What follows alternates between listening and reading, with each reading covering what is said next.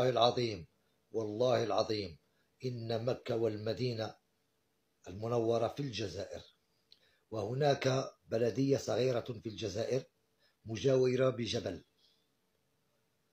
وهذا الجبل مكتوب فيه مدينة.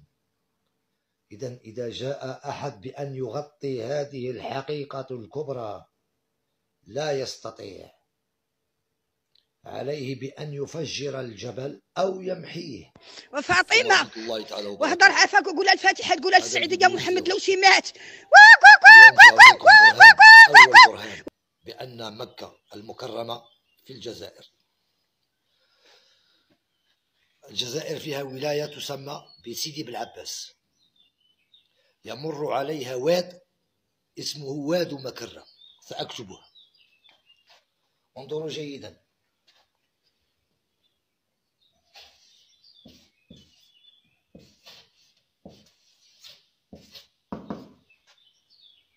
واد مكرم، ونحن نعرف بأن اسم مكة المكرمة نكتبها كهكذا.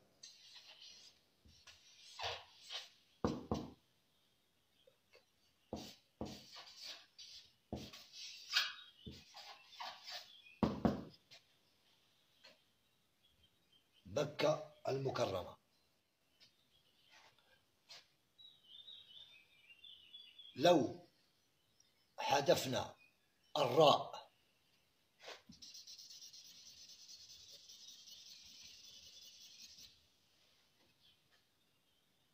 سنقرأها واد مكة، واد مكة. إذا حذفنا الراء،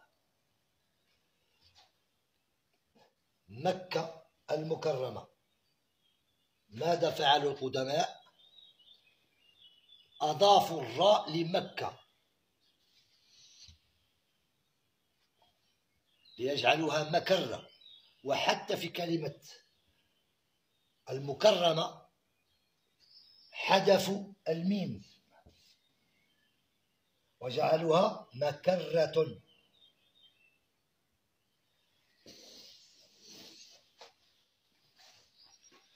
وأنا أقولها أمام رب العالمين، حسبي الله ونعم الوكيل في الأوائل الذين حرفوا كلمة مكة إلى مكرة، وسرقوا الدين الإسلام من الجزائر وذهبوا به إلى الشرق الأوسط، وزعموا بأن القرآن نزل في تلك المنطقة. ويل لكم، أين المفر؟ وفي الحلقة القادمة إن شاء الله سترون بأعينكم الجبل فيه اسم مدينة.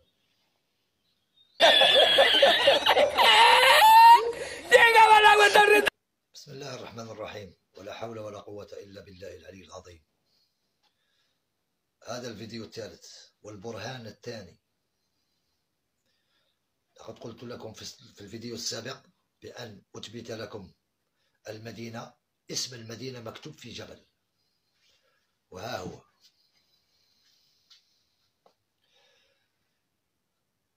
تبعوا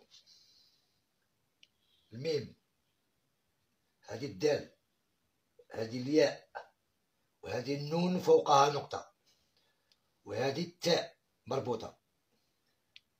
مدينة.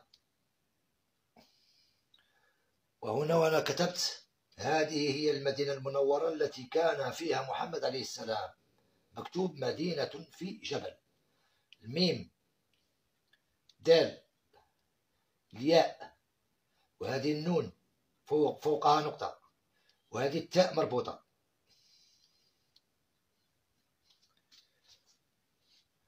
انظروا جيدا.